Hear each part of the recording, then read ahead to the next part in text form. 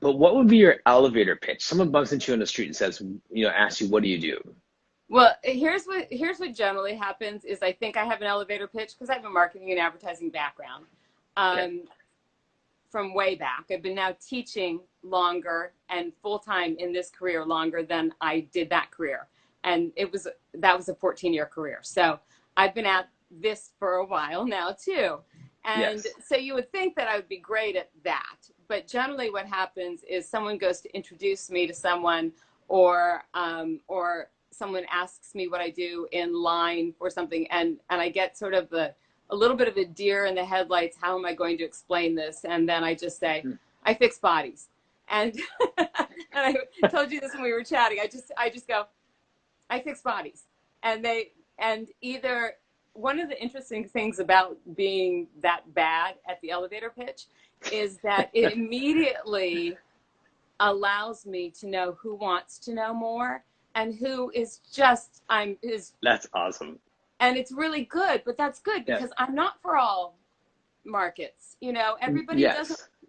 isn't that interested, but the Right. people who are really fascinated. And generally what happens, and it can be anyone from, from somebody in a grocery line or at a vintage store with me.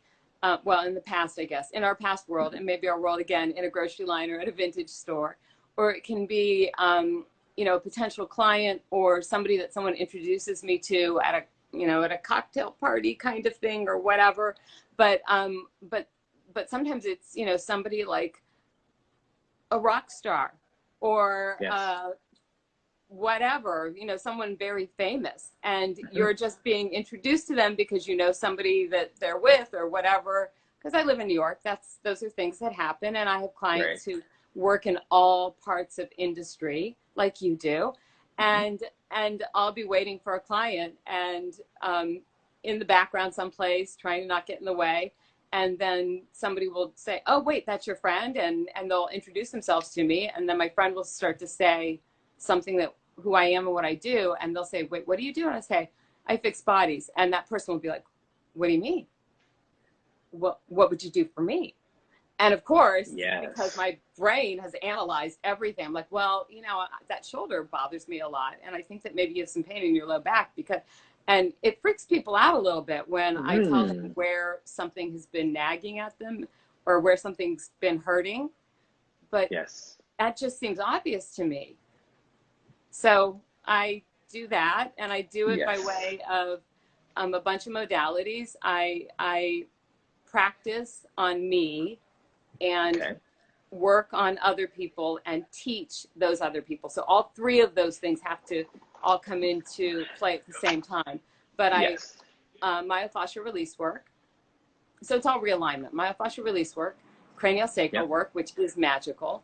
And then retraining your body in alignment to be strong and do its job in alignment with the basis of Pilates, and using a lot of the Pilates principles applied to your own life and your own job. So all of my clients have a 10-minute, all of my clients have their own 10-minute practice that they're supposed to do. And it initially starts with breathing homework, but they have to do 10 minutes a day of their own practice, because I consider what they do with me as my practice or our practice. I want them to have their practice. And that's what they do when I'm not around, because I don't want to have to always be around.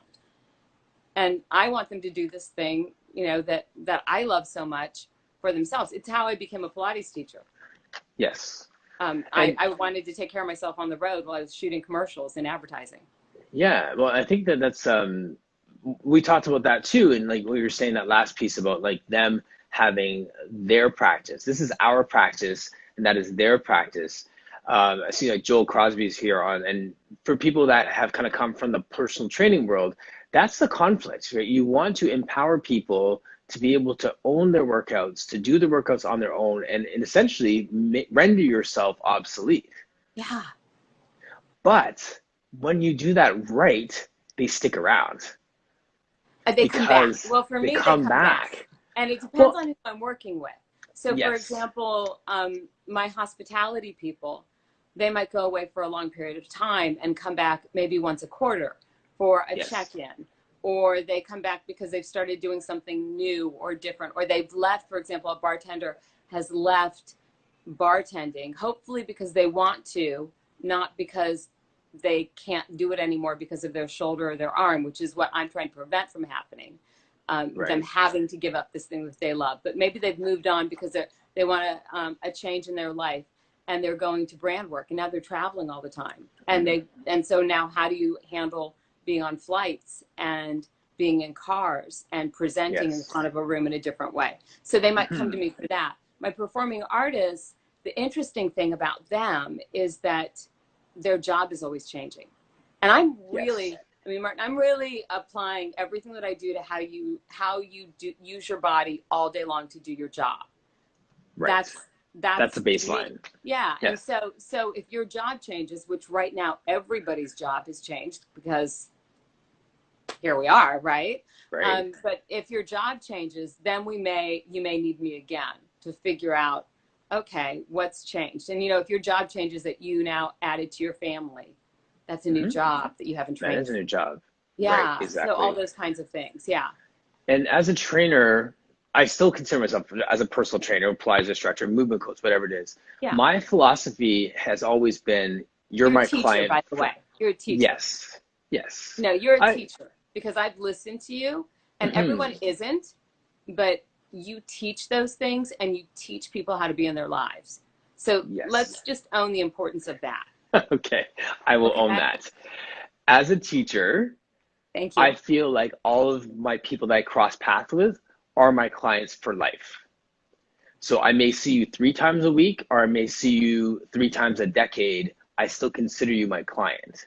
So as life changes, you move away, you come back, you're in town. I had a client who I trained 10 years ago who was in town from Montreal, reached out to me, and she wanted to see the space. We did a session.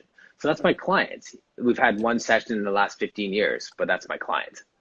Yeah, you just made me So, emotional. I don't know if you could see that. You just got me emotional because I think of that. I kind of think of them as my babies. This is mm, I have a wonderful family, and I have a wonderful family of friends, and then I have this family who invited me into their lives, and yes, um, and they're forever mine. I forever care about them, and um, absolutely. and and weirdly, I might not be able to remember. I don't know anything from chemical tables to at any given moment, the whatever, anything. But I can remember every detail of everybody I've ever worked on in person in a creepy way. Amazing. I mean, it's a little creepy, but like I can tell you that a certain person 14 years ago, like had the flu, and then he had the flu again, which is why the only time he missed, and he would get this flu at the same time every year. And so maybe we should think about how to build him up during I see patterns, and I hear Yes. patterns, and I listen to patterns, but I remember things about bodies. But these Mhm. people who, I mean, it's a really big deal for people to invite us into their lives and into their bodies. Absolutely. It's a As huge deal. I never take that lightly, and especially as a male, when a female comes to me and says, I know we're starting a training, nobody knows this yet, but I'm pregnant. How do we have to change? And I'm like, you're telling me that you're expecting before you tell your parents, Mhm. before you told your friends. Like, Yeah, what, like, just the depth of, like, the yeah. intimate conversations you have to have with this person and trusting you with so much Hmm. in these moments. That's like so humbling to me. Yeah, yeah. And you do have to have that kind of trust about everything, because if someone doesn't tell you something, you can hurt them. Yes. And so you do have to know, but you also have to know. I think the harder thing right now in everything virtual, because I've had clients for years that have only been virtual. We've fixed a hip or a bunion or whatever else, and I've never met those people in person. But Yes. most people are people that I get to be hands on with, and that might Hmm. shift in and out, but most people are people I get to be hands on with. But you read the body while you're with them, and you get to make small talk. And when I'm doing fascial work on someone, we're just because I want to keep them in the room with me, Yes. mentally, but also by Right. the way they respond. I know I'm distracting them a little bit, and then Right. with my chatter, and then I'm also, by the way they respond, I know what's happening because I can hear and see things in their voice and their face as they're responding to me. So I'm having one Hmm. conversation with their body, I'm having another conversation with the human being. Sometimes Yes. I get distracted by the conversation with the body and have, because that's our primary conversation. But Right. you get to learn things about people that then are going to Absolutely. impact how you can help them. And Yes. when we're only virtual and we're trying to get to work, sometimes we don't get to have as much of that conversation. Hmm. That Uh, makes it a little harder. it does. It does. But it causes you to tune into other senses all at the same time and be more intentional with with your visuals or your Mm-hmm. verbal cues. Brian Pilates here said, "Oh yes, so true. I can remember someone's name 2 seconds after I meet them, but 5 years later, I can tell you everything about their body and what went on while I was working with them." Mm-hmm. On a deeper level, Marcia, can you explain why that happens? Is that something to do with like getting that physical touch with them, or like what is it that tattoos that experience on our like, with that person in our minds? I don't know. I mean, I feel like because I mean, I don't really know any Pilates teachers, and certainly no one who works on other somatic, um, within other somatic Modalities. modalities who don't actually use physical touch to direct or to train or to check on something or move something just a little bit. And so I think it's a physical touch, but I think Hmm. it somehow certainly since I began 8, 9, 10 years ago doing myofascial release work with people and now cranial sacral, um, it's almost like I read and memorize their bodies with my hands. You know, my fingers tell Yes. me, give me information and tell me a story. And so it's somehow a deeper subconscious listening. Maybe that's it. Yes. Maybe it's and Brian, maybe it's that you've really listened to those bodies and the Hmm. names. Um, that's a name, but the body is something that no one gave them. I mean, Yes. they did. It was Measurement. given, but you know, if you think about Hmm. it, our families or our parents or somehow sometimes we give ourselves a name. Um, our bodies are actually always ours. Yes. That and what you said about active listening, I think is key too, because you would hear a name, but you're listening. There's a level of intentionality with it that just kind of allows it to go into our, more of our long-term memory, I guess. Yeah. Um, yeah, we're figuring this out right now, right? We're just talking Yeah, this through. So, see, this is what I love about your conversations is because mm, whether you're posting a quote or whether it's one of your conversations, I just think to myself, yeah, and I want, you know, it causes me to go down a whole path and to really just think and examine. I'm very much an empathetic learner, so I'm very mm, good at learning from somebody else's experience and then yes, saying, "Oh, I do that." You know? I know. Frequently, it's something that you know it's something that is a interpersonal relationship thing or a habit that I have or even a business thing that I maybe wish I could do differently, and then all of a sudden I go, Mhm. "Oh, that's Yeah, my right task. there. Oh, I do that. That's Yes. maybe something I should work on." Mhm. Yeah, and So that's how we get better, right? So, yeah, and even yeah, within this, like I'm not afraid to say that I really don't know the answer to this. So, like, I'm going to dive deeper on that as well. I think that what's funny? What comes to me though is I've had conversation with like professional athletes, and we had these conversations around what it means to be elite. okay, And it's not like elitist in a sense of like I'm better than you, but what is it that separates you? Why is it that this guy in the NBA is good enough to get one of 300 jobs when there are, a million countries and different leagues and stuff like that? That is the elite to get there. yeah, But then I translate that to every career, every field that we're in, and when you say You know, it's one thing to teach Pilates, it's another thing to remember every detail of every single person, from the minutia of their movement from 15 years ago. That's elite to me. That's what separates you from a person working in a big box gym, doing Pilates 2 hours a week and never deciding to make it a career, and someone who could be in the field for 15 years as their lone source of income.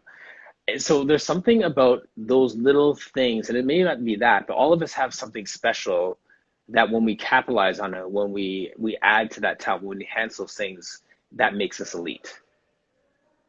So I just Oh. in what you're saying I get there. nervous about those kinds of things because Mhm.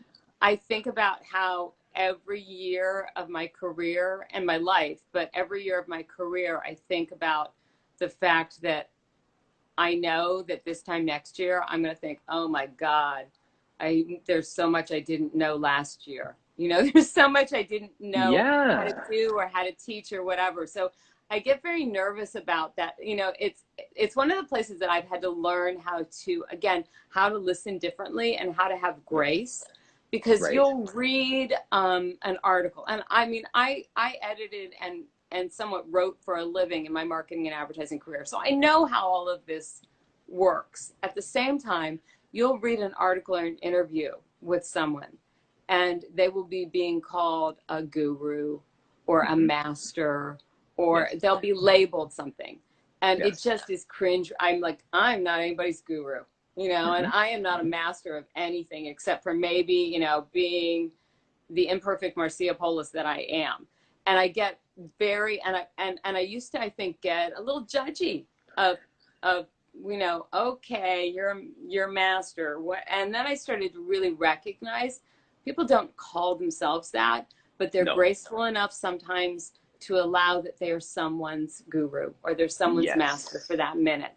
And so, Yes. so I get nervous about that. Uh, you know, I'm always there are things that I know how to do and I'm really good at them. Hmm. And I'm always working to be better at them. And I try Yes. not to step out of my lane or to talk about things that I don't know anything about. So Right. as we were kind of going back and forth this morning, and I was thinking through some of, you know, what we were talking about, and I thought, you know, one of the things that comes up a lot is that someone will say that I'm magical, or that or Hmm. that what I do is magic, and or that I know something, or I'm always. I have a client a couple who will say you're always right, and the thing is that probably I am, but that's because I only talk about this one thing, and that's all I know anything about. So Right. if I'm not pretty sure that I'm right, I'm Yeah. willing to be wrong. But if I'm Yes. not pretty sure that I'm right, I'm not going to say it like I'm right. Right. Right. You know, I really only bet on that sure bet with Yes. I absolutely know. The Yeah. rest of it, I'm like, let's see. Right. But I think that's exactly what I'm talking about. Within this corner of the world, you are elite. Okay. Right? That's All right. I'm all right. It's like saying And someone's you can tell beautiful. Like everybody that. Okay. oh, for sure. Yeah, exactly. That's just it. Like one of my colleagues when I was in social work once again was a gentleman who worked with youth for like 30 years, 25 years. He spoke at conferences, all those different things, and I had a conversation with him. And I said to him, like, how did you become the guru? How did you become the authority on youth issues? And everyone reaches out to me, youth poverty, youth homelessness, this, and this. And he said, I'm not a guru. I've just been doing this for a really, really, really long time. Yeah. That's what you're I will doing. Like tell you when you that dive into one craft, one area for a really long time, you'll be perceived as that because you have that much more knowledge amassed on that one subject matter. yeah. Two things just brought to mind some of my Pilates um, mentors Hmm. and conversations that I've had. And one of them is that Troy McCarty, who you should have a conversation with if you have not yet, who is a Who's that? Canadian, Troy Okay. McCarty, who has Troy. Oh, been yes. I Do you know do. I think I Troy have. in Cleveland? Um, I Troy think we've is, talked about him getting on. Yeah. he's amazing. First of all, he's so funny. He has the best sense of humor, but he's Okay. so smart and he's so wise, but he has such a sense of humor. Okay. And so it'll just be a joy. But the first time that I went up to his studio to work with him, I was a baby Pilates teacher. I was maybe a year into my teaching practice. Mm-hmm. And he said to me, you are really the most, it was a really big compliment. And especially at the time, and it really, I mean, it stuck with me for all these years. He said, you're the most intuitive teacher I've ever met, meaning for Wow. the lack of experience that I had. That, I was about a year Well, in. yes, yes. And so he was saying to me that, that I was very intuitive. And that's, I think, what he felt made up for where I didn't have experience and Yes. where I was gaining more training. And that, I think that I am a very intuitive teacher. I'm a good listener, Mm-hmm. and I trust my instincts. But Pilates gave me that. We can talk about that in a minute. But the other Yes. thing is, when you said what makes someone elite, I used to ask this question, and I asked this question when I had the opportunity once to sit down and interview Alan Herdman, Julian Littleford, and Troy Wow. Yes. McCartney all together, which Okay.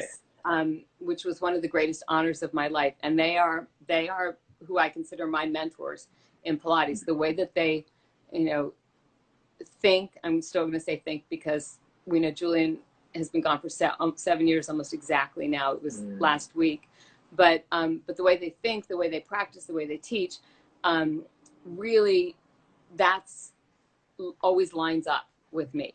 And how Yes. and sort of your head nod people, the people that you go, oh yeah, I'm not crazy. That other people think that way too. Um, Yes. Anna Hartman. Anna Hartman is one of the people that I go to, from a knowing everything, and say, Anna, are you icing things? Because I really think, and she'll say, no, we don't ice anymore. Or she'll say, well, and I'll go, okay, good, all right, great. So I good, that's good. Okay. But I asked this question. I said, if you could, I'll ask you, if you could never teach, train, do your job again, if the thought of that, if the thought of you never doing that again, would it make you throw up? Yeah. I'd probably Yeah. walk around in circles, lost for a while. Yeah. The Like, thought of yes. me never getting to work with another body. Yes. And this was a really hard thing. On March 9th is when I went into lockdown. And I don't feel like it's okay. I don't have, I've got a huge ego about what I do. What I don't have an ego about is this stupid virus, and Mm. that I know anything about it, or that I can keep really anyone safe, unless unless they're in my pod or I'm in their pod and Right. behaving very specifically. But so the thought at some point of, I know I'll get to again in person, but the thought of never getting to work with another body again, or as a Pilates teacher, the thought of never getting to teach again, if I Mm. had to give that up, I don't know. The thought of it makes me nauseous. It makes me want to throw up. And I asked that Yes. to Yes. Alan and Julian and Troy, and they were like, oh yeah, yeah, that's, this is who we are. So This maybe is who we that's what are. makes someone elite, the fact that, the double negative, I can't not do it. Yes.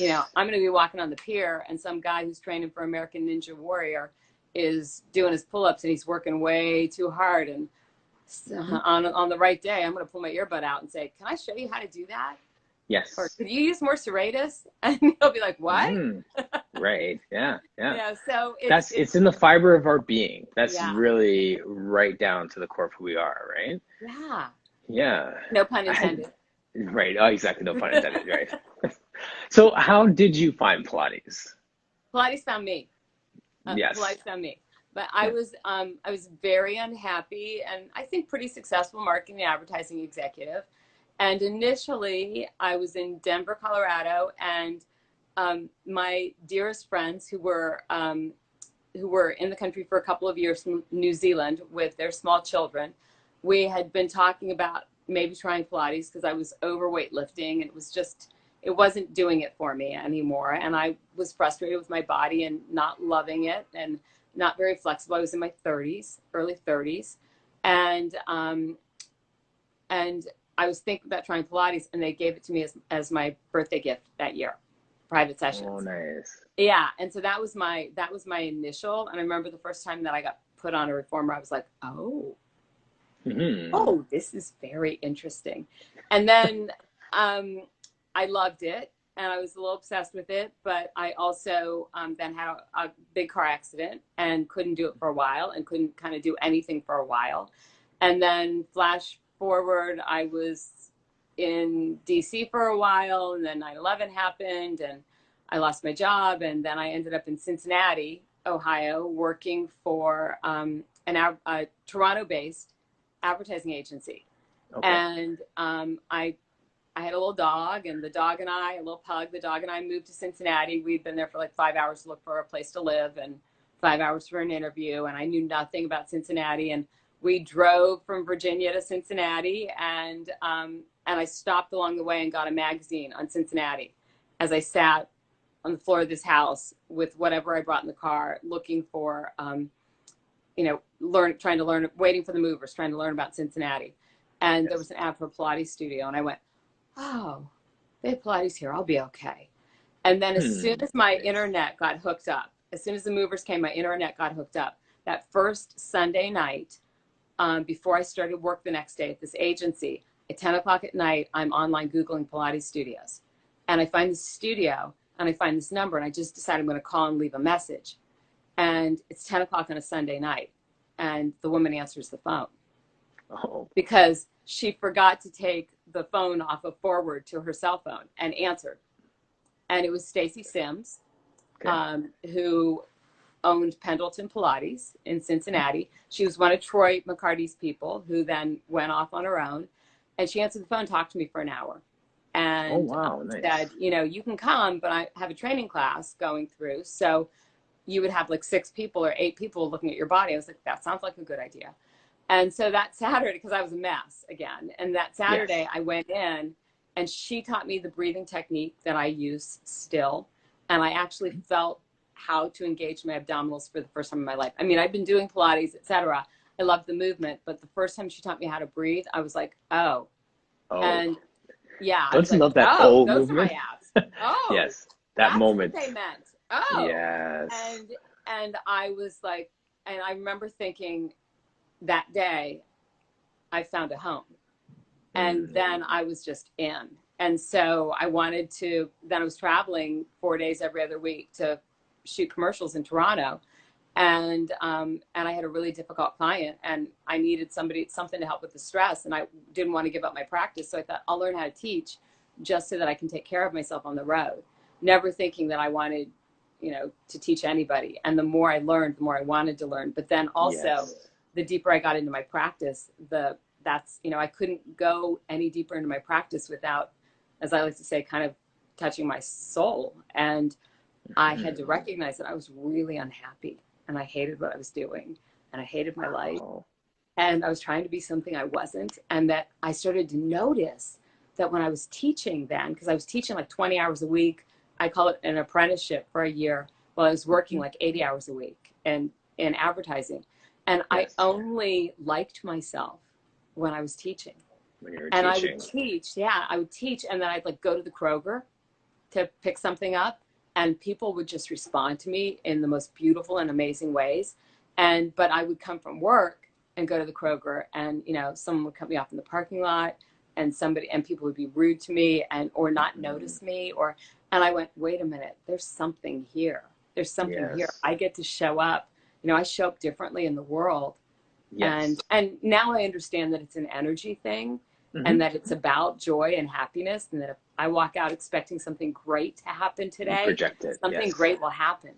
Hmm. And if I'm joyful and happy here, then that's going to attract more of that to me. But I didn't understand that then. I just knew I was unhappy. Right.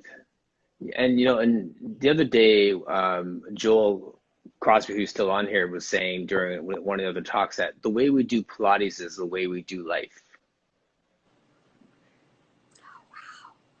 And you just painted a beautiful picture for that with your story a minute ago of how you do Pilates is how you do life.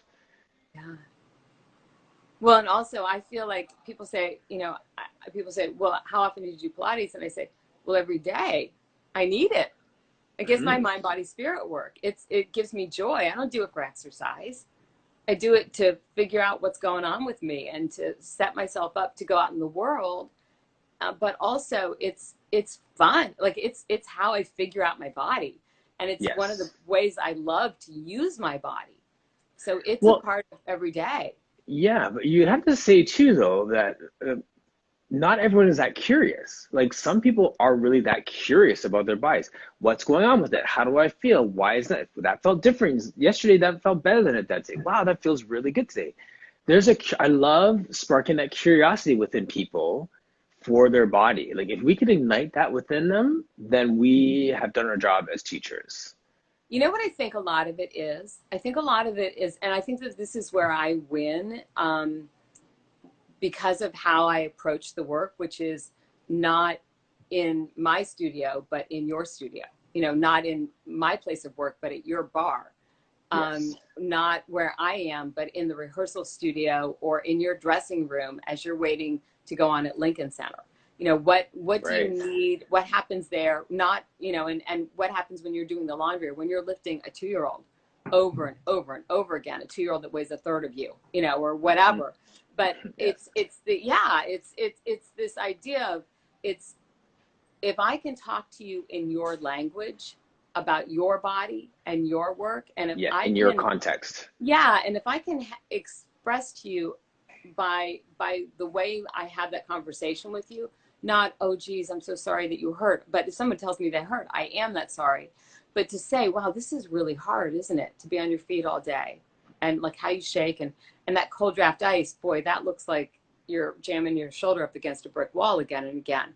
And they're like, oh Mm. yeah, you understand, you really see me. So I think that people get interested in their bodies when, and in learning and discovering and thinking about it, when somebody hears and sees them, and and Yes.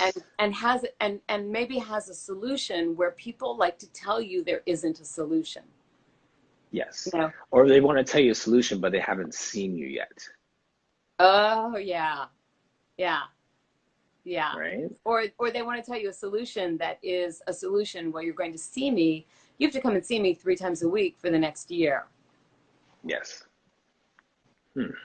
I'm not sure. I mean, like, if I'm going to see you that much, you better be buying me dinner. Yeah. and and not as a client.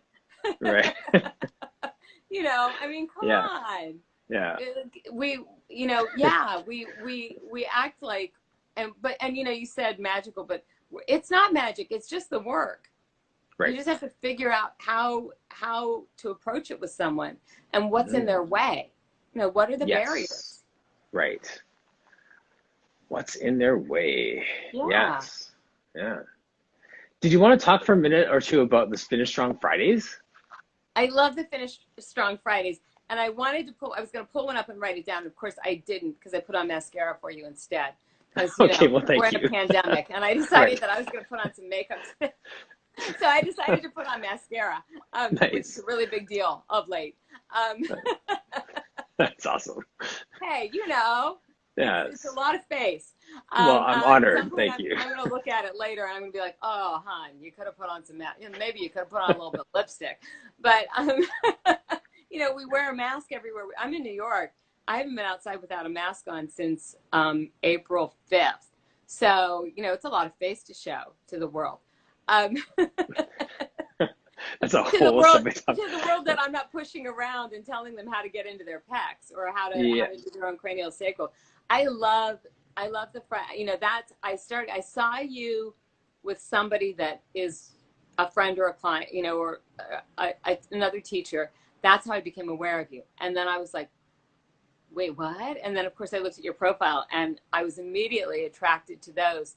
And I think I wrote a bunch of them down, and I made comments on a couple of them because they just struck me Mhm. so much. And then I think I put some in my stories, and there'll be more of that. I just, tell me about that. Tell me Because that's a really vulnerable thing to allow It yourself to really be. is. Yeah, and I can't remember when I started. I have to go back and scroll down to see when I started them, but I know I've been doing them for many, many years. And I just like bringing things to the surface that people don't like to talk about, that are real feelings, real emotions. And I may have been going through my divorce at that time, or I may have just been between jobs or struggling with the kids. Whatever it is, it's just real talk. Because, especially, I hate to say it this way, but because I'm so strong, or because I have a good body, or because people think that you're so perfect. And I don't want to be self-deprecating, but I do want to show that there is some reality here, and I'm actually not perfect. And I actually am mad about this, or I actually am bitter about the fact that I have to be sitting here while something else is going on, or whatever it is. So Yeah. there'll be times that they're good emotions and they're positive, they're encouraging to other people. And there are other times where I just want to say, hey, I go through this too. Yeah. And actually, I'm going through that right now, and I'm not going to wait till I feel better so I can put one of those like keep your head up kind of messages. And instead, I'm going to say like, I think one of them says, I have nothing, period. And that's all it says. Like, I don't even have an encouraging word for Finish Strong Friday right now. That's how empty I am at this moment. And put that up there. Yeah. So that's, I think that's strength. And I feel that there was times when growing up, vulnerability as a man meant you were weak. And I've spent the rest of my life challenging that mindset within myself, is to say like there's a strength in that vulnerability. There is a strength in walking with a limp after something has happened. There's a strength in showing that I'm not okay, but Finish Strong Friday means that this week has been the worst week of my life, but I'm still going to finish this stay strong. I'm still going to finish on a positive note in spite of how I'm feeling. So don't try and rescue me. I'm just throwing this out here. You don't need to rescue me. I'll figure this out, or I have people around here surrounding me that are going to help me with it. But I just want to let you know how I feel right now. I think that that's one of the reasons that that that that those attracted me so much, is because maybe it's because of the intention with which you hold as you're doing this, but Mm-hmm. it doesn't feel to me like a cry for attention. It's not. No, it's not. Yeah. This is just me. I'm just letting you see me for a minute, Mm-hmm. and it might connect with you, or it might make you see somebody else. I mean, that's the other thing that I think about, is maybe it allows somebody to see that in someone else, or to think Yes. about what they, you know, what's going on around them, whether it's the person behind the counter someplace who just got yelled at by somebody else, or whether it's the person who's yelling, or whether it's the, you know, the mom dragging the kid down the street who is kicking and screaming because that kid did not like the lunch and they are hangry. And now finally they can Mm-hmm. just let go because they know mom Yeah. loves them and nothing bad's going to happen, but they were good all day. And for God's sakes, and, you know, and I'm not a parent, but I can see all of that. And I kind of see the Mm-hmm. joy and the terror and the hardship in it. But it's Yes. getting to see somebody. And, you know, I think there's something else, though, that that's really important to, and I think you've been touching on it a little bit. I work with a lot of women, but I work with a lot of men, and I always have. And we talk all the time about what women have thrown at them relative to our bodies. And believe me, I'm there. You know, I'm 4'11". I'm 53 years old. I am never was a natural mover in any fashion. And I see, you know, the things that, you know, you look at you aging, or the things that you get thrown at you about what your shape is supposed to be, or what beauty look is. And we, you know, all of our lives, right? Yes. Yes. But, but we talk about that, and we Yes. approach that, and we, you know, we hopefully jump in when someone is shaming a body in some fashion, whatever Yes. fashion. But we don't do that with men. And I have to tell you something. The most heartbreaking thing to me is how many men I come across who don't love their bodies, men that you would never, ever dream wouldn't love their bodies. Men whose bodies I'm like, man, you know, and beautiful, Mm, beautiful, but, and every body is beautiful. Every yes. single body is beautiful. And Yes. you can't tell me differently. But, but seeing someone who appears to have a perfect body, perfect fitness, whatever it is that we say is, and people aren't always comfortable in their own skin. And men in particular, I find a lot of men have, they don't have anyone helping them along to become comfortable in their own skin. And They that's a don't. hard place to be. And we do not, you know, we act as if it's so easy to be a man.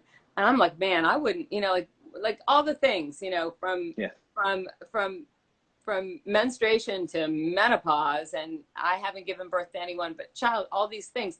Women Mhm. are rock stars. Don't get me wrong. Right. I Yeah. love my kind, and I think that it is a special kind of challenge and reward to be a woman. I wouldn't trade places with you all for anything on the planet. I think it is so, I mean, like, I'm like, oh man, first of all, Mm, keeping that thing operating, and, and then having to be a certain way, and then,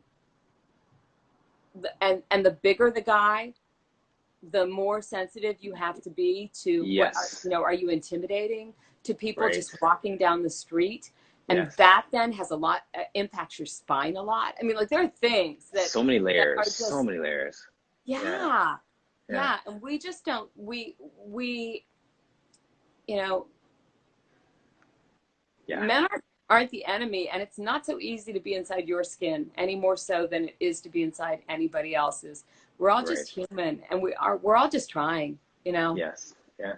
Marcia, we have a minute and 20 seconds left. Okay. How crazy is that? That Well, was like the I fastest just want conversation. to, if we were traveling, I would just show up at your door with my French press and say, okay, can we just hang Yes. out forever and talk? Yes, Yeah. absolutely. We'll definitely do a part two because and there's so many questions I still had for you. Like, just fascinating. You're doing amazing work. Thank Thank you you. so much.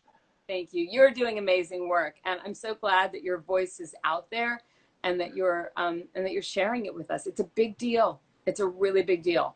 Mm, I received that. Thank you. You're welcome. Thanks for having me. This was a fun morning.